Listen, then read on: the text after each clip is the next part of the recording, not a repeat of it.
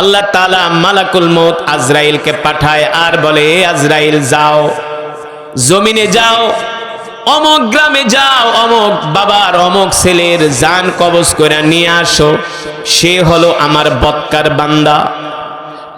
এই নির্দেশ পাওয়ার পরে মালাকুল মউত আজরাইল বদকারের জান কবজ করার জন্য হাতের মধ্যে একটা লোহার রড নিয়ে জমিনে আসে। ওই বদকার ব্যক্তির সামনে যখন মালাকুল মউত আজরাইল দণ্ডায়মান হন, দাঁড়ান, বদকার ব্যক্তি তাকে দেখে ভয় পেয়ে যায়, আর তার রূহ ভয় পেয়ে আঙ্গুলের চিপায়, পায়ের আঙ্গুলের চিপায়, হাতের আঙ্গুলের চিপায় যে রূহ, সেখানে ভয়ে পালিয়ে থাকে। আর মালাকুল মউত আজরাইল ওই লোহার রড দিয়া পিটিয়ে পিটিয়ে বদকারের রূহ বের করে। এই কারণে দেখবেন কিছু মানুষ মৃত্যুর সময় বড় বড় চোখ করে তাকায়। দেখছেন, কিছু মানুষ দেখবেন মৃত্যুর সময় বড় বড় চোখ করে করে তাকায়, হতাশ হয়ে যায়। মৃত্যুর সময় কিছু মানুষ পেরেশান হয়ে যায়, পেরেশান, হতাশ হয়ে যায়, কারণ সে জানে মৃত্যুর পরেই তার আযাব শুরু হয়ে যাবে। ঠিক কিনা? মৃত্যুর পরেই তার আযাব শুরু হয়ে যাবে। কুল ইন্নাল মাউতাল্লাযী তাফিরুনা মিনহু ফাইন্নাহু মুলাকীকুম সুম্মা তুরাদ্দুনা ইলা আলিমিল গায়বি ওয়াশ শাহাদা ইলা আলিমিল গায়বি ওয়াশ শাহাদাতি ফায়ুনাব্বিউকুম বিমা কুনতুম তা'মালুন। আল্লাহ রাব্বুল আলামিন বলেন, হে দুনিয়ার মানুষ, তোমরা মৃত্যুকে যতই অপছন্দ করো না কেন, মৃত্যু থেকে তোমরা কেউ বাঁচতে পারবে না, আর মৃত্যু তোমাদের সাথে মুলাকাত করবেই করবে। ঠিক কিনা বলেন? এই যে আজকে আপনারা কোরআনের মাহফিলে আছেন, এই বছরের মাহফিলে 26 সালের 27 সালের মাহফিলে আমরা থাকতে পারি কিনা জানি। এই মাহফিলে আমি যখন প্রথম এসেছিলাম প্রায় 11 বছর আগে, কত মানুষ দেখেছি আয়েশা হুজুর, শুনি হুজুর অমকে নাই, অমকে নাই, মারা গেছে। ঠিক কিনা? একদল আসে আর একদল যায়, আসার সিরিয়াল আছে, মাগার যাওয়ার সিরিয়াল আছে। এক পাতিলের ভাত খায়, এক পাতিলের ভাত খেয়ে নাতি দিন দিন হৃষ্টপুষ্ট হয়, আর দাদার চুলগুলো পড়ে যায়, চামড়াগুলো ঘুষিয়ে যায়। কথা কন। এক পাতিলের ভাত খায়া নাতি এক দৌড় দেয় 100 মাইল ব্যাগে, কিন্তু দাদা তো লাঠি বর দিয়া 1 কদমও হাঁটতে পারে না। এটা হলো আল্লাহ তাআলার নীলা খেলা। এই পৃথিবী আমাদের থাকার জায়গা নয়। এই পৃথিবী ছেড়ে আমাদেরকে একটা কাফনের কাপড় নিয়ে চলে যেতে হবে। ঠিক কিনা বলেন? আল্লাহ রাব্বুল আলামিন কোরআনুল কারীমের মধ্যে সে কথাই বলেন, ইযা জাআ আজালুহুম লা ইস্তাখিরুনা সাআতাও ওয়া লা ইস্তাকদিমুন। আমি আল্লাহ দুনিয়ার প্রত্যেকটা মানুষকে নির্ধারিত নির্দিষ্ট একটা হায়াতের জিন্দেগি দিয়ে দুনিয়াতে পাঠিয়েছি। আমি আল্লাহ যতদিন পর্যন্ত তাদেরকে দুনিয়াতে থাকার হায়াতের জিন্দেগি দিয়েছি, ততদিন পর্যন্তই তারা থাকতে পারবে।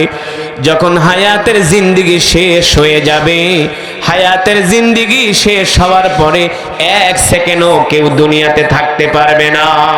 ঠিক কিনা বলে?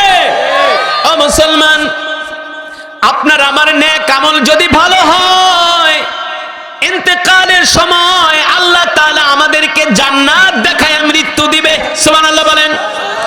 আর যদি নেক আমল ভালো না হয়, আপনার আমার আমল নামা যদি ভালো না হয়, আল্লাহর রাসূল বলেন মৃত্যুর সময় আজরাইল মালাকুল মউত আয়েশা আমাদের উপরে চড়াও হবে। কি হবে? চড়াও হবে।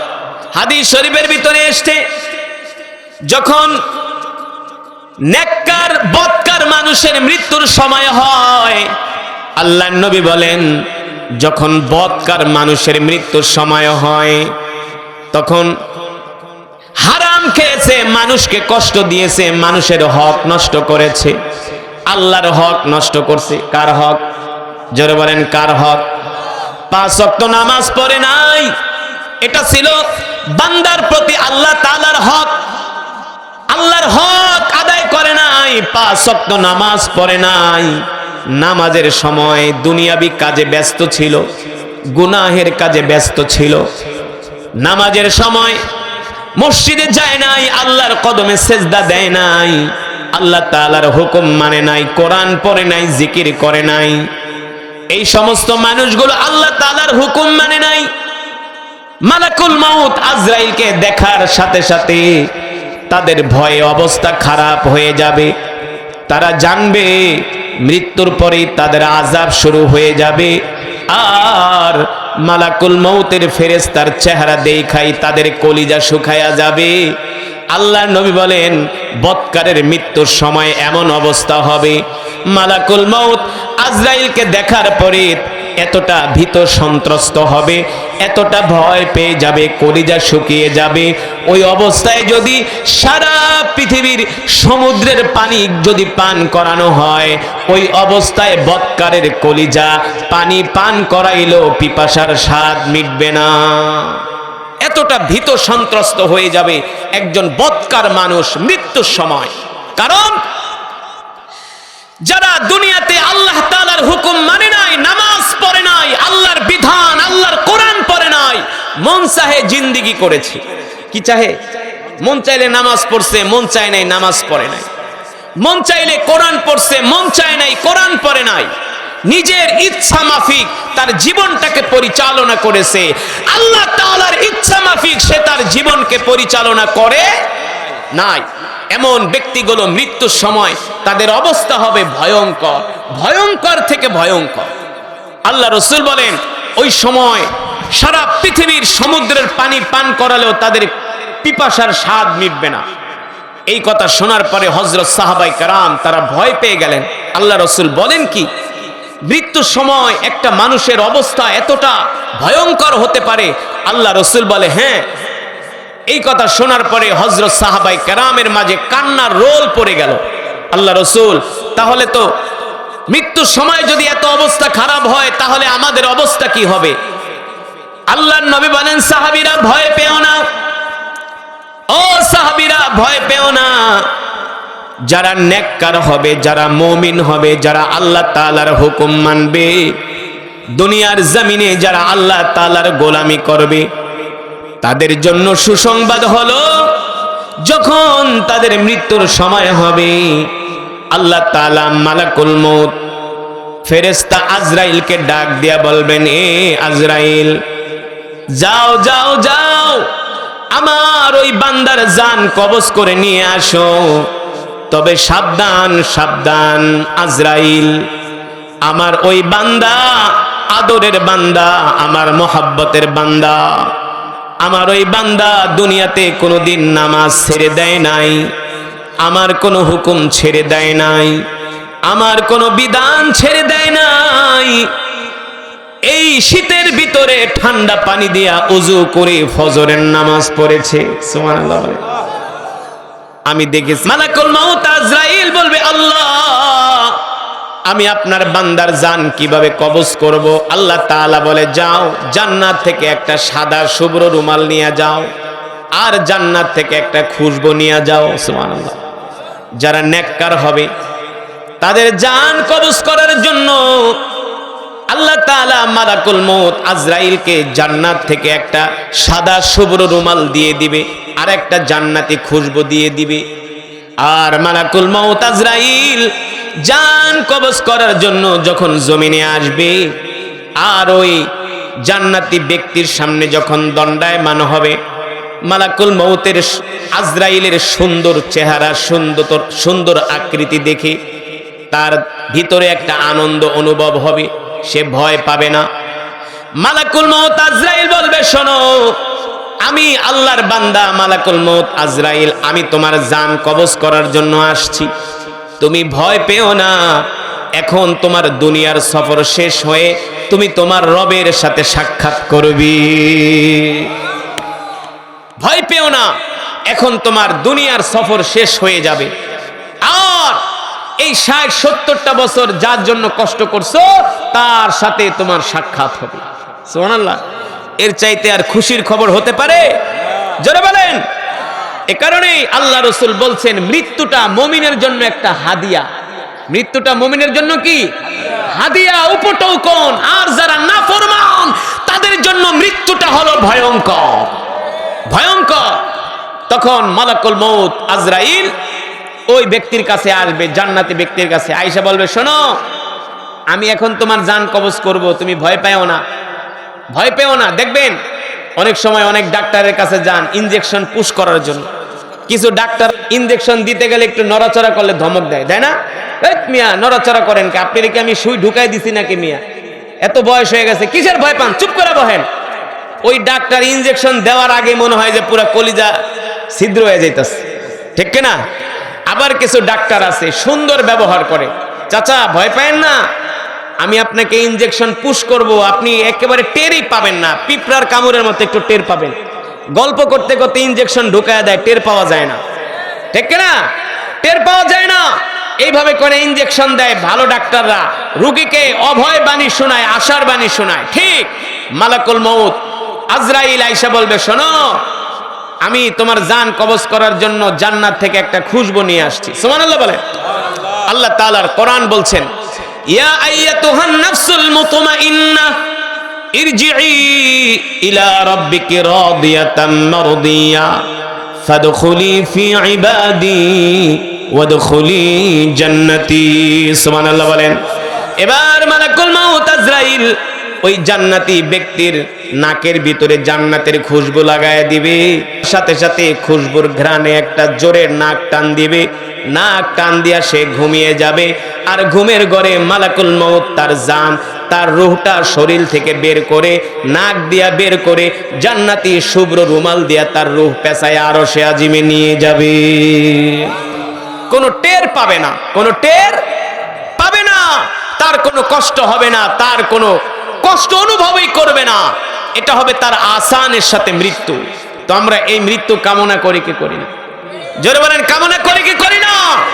এই মৃত্যু যদি আমরা কামনা করি,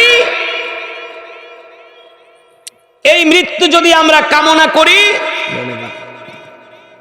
এই মৃত্যু যদি আমরা কামনা করি, তাহলে 5 ওয়াক্ত নামাজ আমাদেরকে পড়তে হবে। কয় ওয়াক্ত?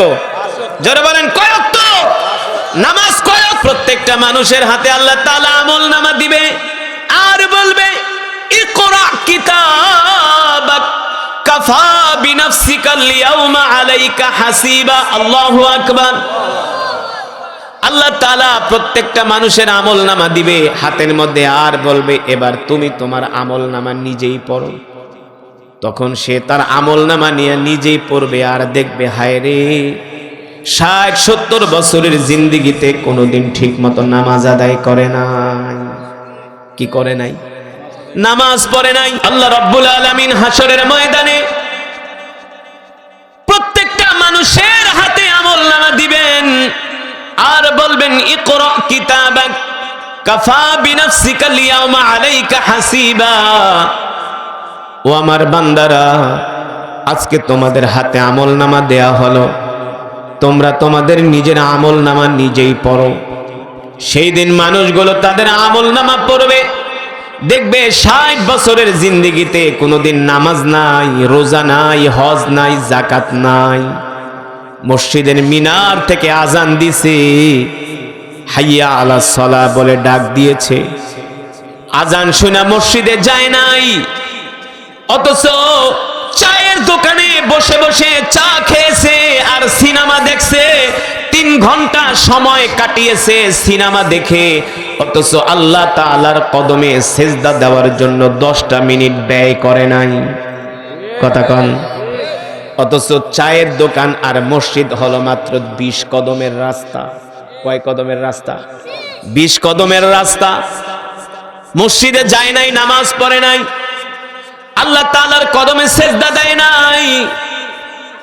আল্লাহ রাব্বুল আলামিন ওই সমস্ত মানুষদেরকে, ফেরেশতাদেরকে নির্দেশ দিবে, ও ফেরেশতারা যাও যাও যাও, ওদেরকে ধইরা ধইরা জাহান্নামে নিয়ে যাও। হাদিস শরীফের মধ্যে এসেছে, সেই সময় একজন অপরাধীকে ফেরেশতারা 2 হাত বেঁধে পিটাতে পিটাতে জাহান্নামের দিকে নিয়ে যাবে। যখন জাহান্নামের দিকে তাকে পিটাতে পিটাতে, হাঁকাতে হাঁকাতে জাহান্নামের দিকে নিয়ে যাবে, তখন ওই জাহান্নামী বান্দা বারবার পিছনের দিকে ফিরে তাকাবে, বারবার পিছনের দিকে ফিরে তাকাবে।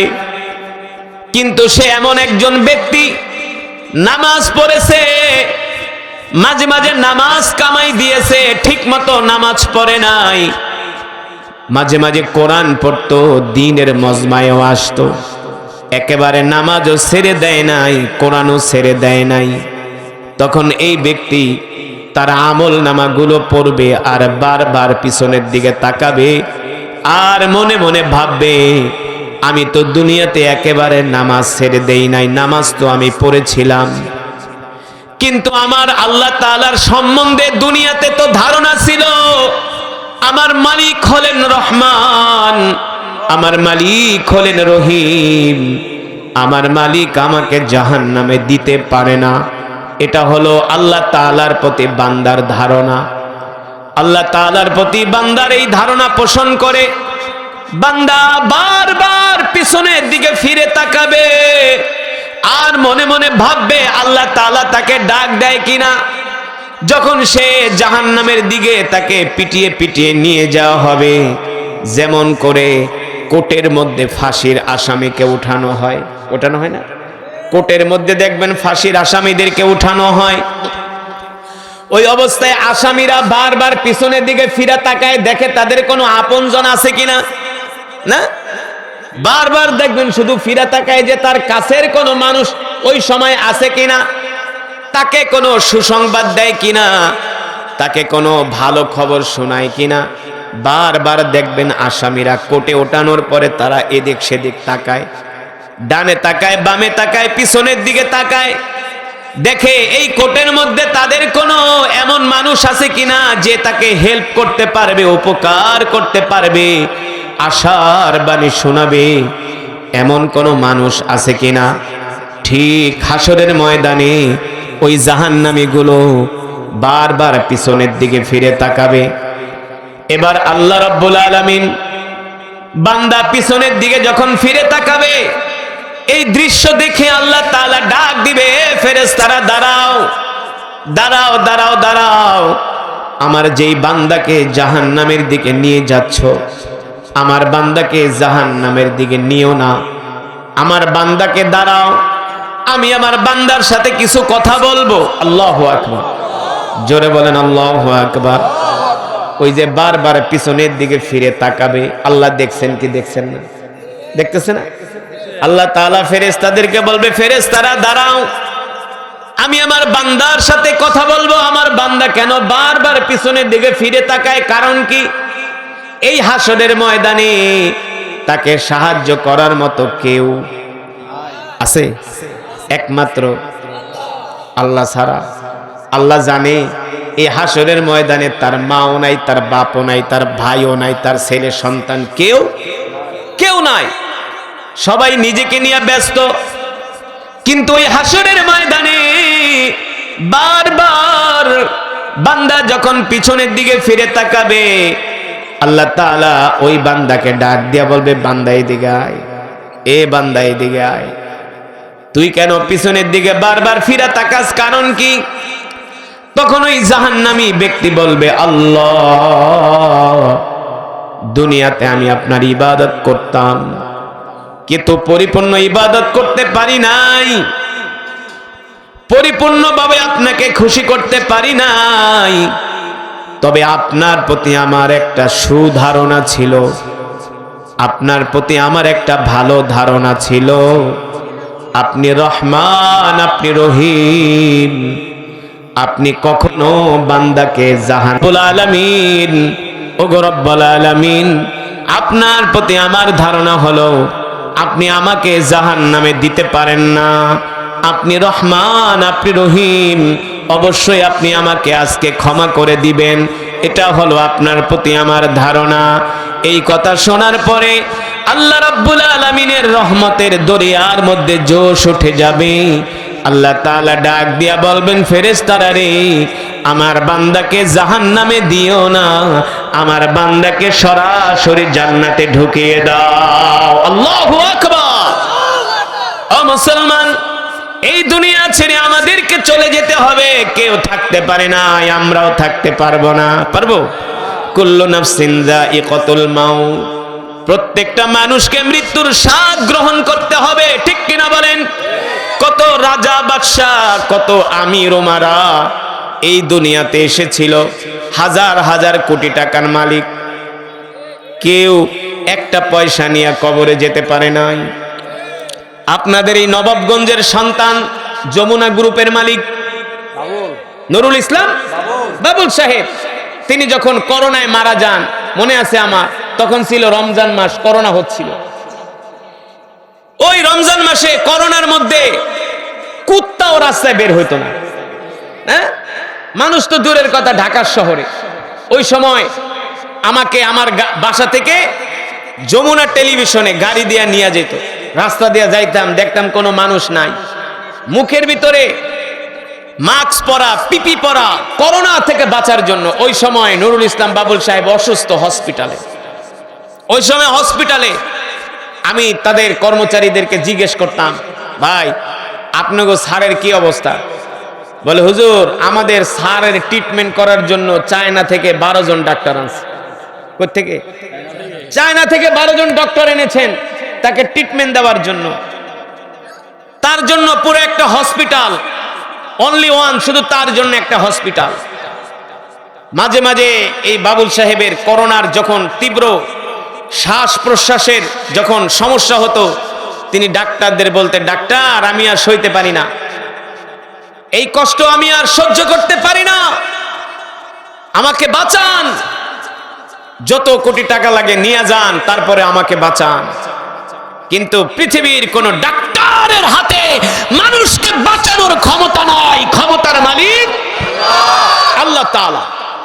আজকে সেই নুরুল ইসলাম বাবুল সাহেবের কবরের উপরে গরু ছাগলে ঘাস খায়। কথা কন, কথা বলেন। মাটির ভিতরে শুয়ে আছে বাঁশবাগানে।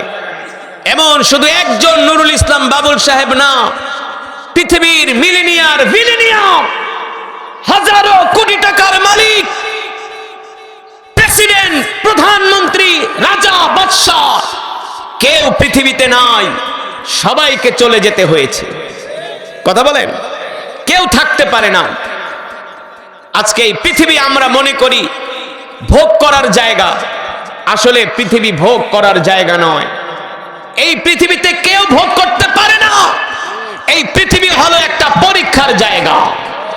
من يهده الله فلا مضل له ومن يضلله فلا هادي له ونشهد أن لا إله إلا الله وحده لا شريك له ونشهد أن سيدنا ومولانا محمدا عبده ورسوله الذي أرسله بالحق بشيرا ونذيرا وداعيا إلى الله بإذنه وسراجا منيرا أما بعد فأعوذ بالله من الشيطان الرجيم بسم الله الرحمن الرحيم كل نفس ذائقة الموت وإنما توفون أجوركم يوم القيامة فمن زحزح عن النار وأدخل الجنة فقد فاز وما الحياة الدنيا إلا متاع الغرور وقال رسول الله صلى الله عليه وسلم أكثر الذكر هذه من لذات الموت أو كما قال النبي عليه الصلاة والسلام فقد قال الله تبارك وتعالى إن الله وملائكته يصلون على النبي يا أيها الذين آمنوا صلوا عليه وسلموا تسليما محبتي प्यारे नबी की शान दुरूद पढ़ी اللهم صل على محمد وعلى آل محمد জোরে পড়েন আওয়াজ করে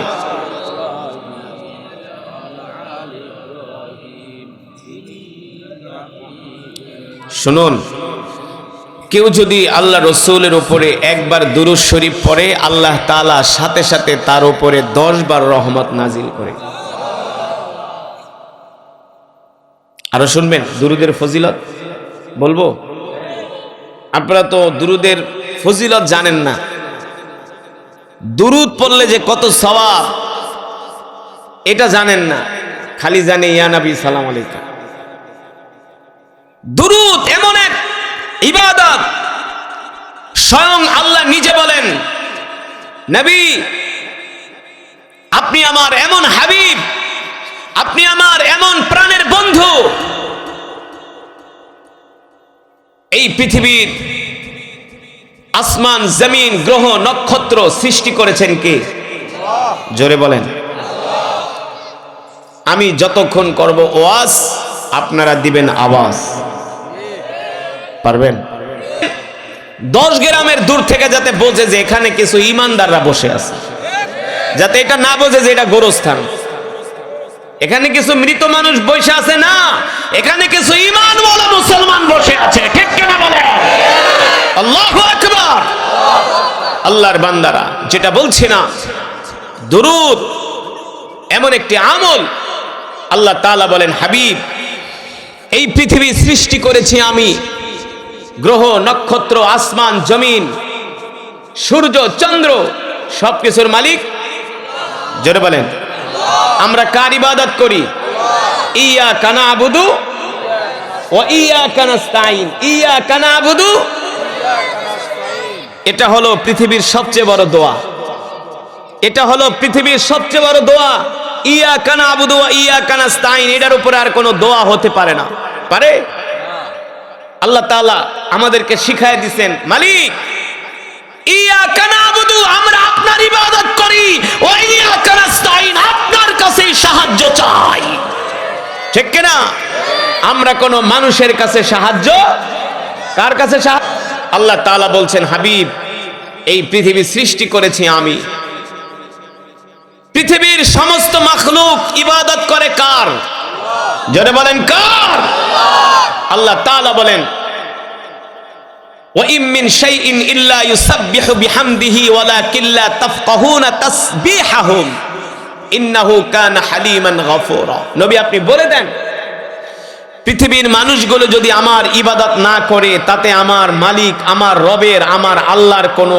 আসবে না যাবে না কোনো ক্ষতি হবে না আমরা যদি আল্লাহর ইবাদত না করি নামাজ না পড়ি আল্লাহর কোনো ক্ষতি হবে আল্লাহ তাআলার কোনো ক্ষতি হবে না আল্লাহ তাআলা বলেন হাবিব আমি আমার ইবাদত করার জন্য অগণিত ফেরেশতা বানিয়ে রেখেছি সুবহানাল্লাহ বলেন শুধু ফেরেশতা না মানুষ ছাড়া আল্লাহ তাআলা পৃথিবীতে যত মাখলুক সৃষ্টি করেছেন পিঁপড়া পর্যন্ত গর্তের পিপীলিকা পর্যন্ত তারা ইবাদত করে কার আল্লাহ তাআলার ইবাদত করে তো সেই আল্লাহ তাআলা বলতেছেন হাবিব এই পৃথিবীতে আমি কারো ইবাদত করি না আমার কারো ইবাদত করার প্রয়োজন নাই কিন্তু ইন্নাল্লাহা ওয়া মালাইকাতাহু ইউসাল্লুনা আলান নবী আমি একমাত্র আপনার উপরে দুরূদ পড়ি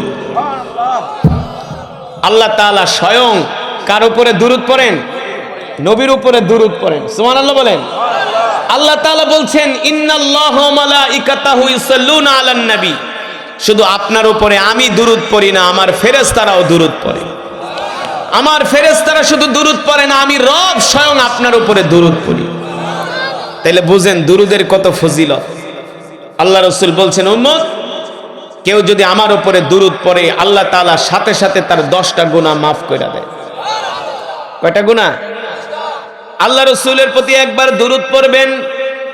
মান সাল্লা আলাইয়া ওয়াহিদান সাল্লাল্লাহু আলাইহি ওয়াসাল্লাম আশারা। আল্লাহর নবী বলেন, কেউ যদি আমার উপরে একবার দুরূদ পড়ে আল্লাহ তাআলা তার উপরে 10 বার রহমত নাজিল করেন। শুধু 10 বার রহমত নাজিল করেন না, আল্লাহ তাআলা সাথে সাথে তার 10টা গুনাহ মাফ করে দেন। শুধু 10টা গুনাহই মাফ করেন না, আল্লাহ তাআলা জান্নাতে যাওয়ার জন্য তার পথ 10 কদম আগায় দেন। শুধু এখানেই শেষ নয়, আল্লাহ রাসূল ডাক দিয়া বলে, উম্মত তুমি কি জান্নাতে আমার কাছাকাছি থাকতে চাও? কাছাকাছি থাকতে চাও? আল্লাহর নবী বলেন, যারা দুনিয়ার জমিনে আমার প্রতি দুরূদ পড়বে তারা জান্নাতে আমার কাছাকাছি থাকবে। জান্নাতে আমার কাছাকাছি থাকবে। আল্লাহ রাসূল বলছে, উম্মত তুমি যদি জান্নাতে আমার কাছে থাকতে চাও তাহলে দুনিয়াতে আমার প্রতি বেশি করে দুরূদ পড়ো। শোনেন, আজকের মাহফিল থেকে আপনাদেরকে একটা গোপন আমল শিখায়া যায়। গোপন আমল, গোপন আমল। আপনি কোটি কোটি টাকা খরচ করে যেটা করতে না পারবেন, এই আমলটা করলে আপনি সেটা পাবেন। এই দুনিয়ার আসমানের নিচে যত, জমিনের উপরে দুনিয়াবি যত সমস্যা আছে, এই সমস্যার একমাত্র সমাধান হলো আল্লাহ রাসূলের প্রতি বেশি বেশি দুরূদ পড়া। বেশি বেশি দুরূদ পড়বেন, দেখবেন আপনার বিপদ আপদ বালা মুসিবত কিভাবে দূর হয়ে যাবে আপনি কল্পনাও করতে পারবেন। পড়বেন তো? আল্লাহ রাসূলের প্রতি বেশি বেশি দুরূদ পড়বেন। আল্লাহ তৌফিক দান করুন, বলি আমিন। আল্লাহর বান্দারা, একটু আগে আমি আপনাদের সামনে কোরআনুল কারীমের তেলাওয়াত করেছি। আমি কোরআন পড়েছি, আপনারা শুনেছেন। আল্লাহর নবী বলেন, আলিফুন ওয়া লামুন ওয়া মিমুন ওয়া হারফুন। কেউ যদি কোরআনুল কারীমের তেলাওয়াত করে, আলিফ লাম মিম এক শব্দ নয়, আলিফ এক শব্দ, লাম এক শব্দ, মিম এক শব্দ। আল্লাহর নবী বলেন, কেউ যদি কোরআনুল কারীমের 3টা শব্দ তেলাওয়াত করে, আল্লাহ তাআলা 3টা শব্দের বিনিময়ে তার আমলনামায় 30টা নেকি দান করে। এই যে আমি যে সূরা তেলাওয়াত করছি, আপনারা যদি এর অর্থগুলো বুঝতেন, আপনাদের চোখ দিয়া ঝরঝর করে পানি আসতো। আমি এমনি এমনি তেলাওয়াতের ভিতরে টান দেই নাই, এমনি এমনি আমি আসমানের দিকে হাত উঠাই নাই। এই হাত উঠানোর একমাত্র কারণ হলো আমি কোরআনুল কারীমের তেলাওয়াত করেছি অর্থের দিকে তাকায়া। কোন দিকে? আমার রব এই আয়াতের ভিতরে কি বলছেন, এমন কঠিন কঠিন হুঁশিয়ারি আল্লাহ আমাদেরকে দিয়েছেন এই আয়াতের ভিতরে, আপনি কল্পনাও করতে পারবেন না।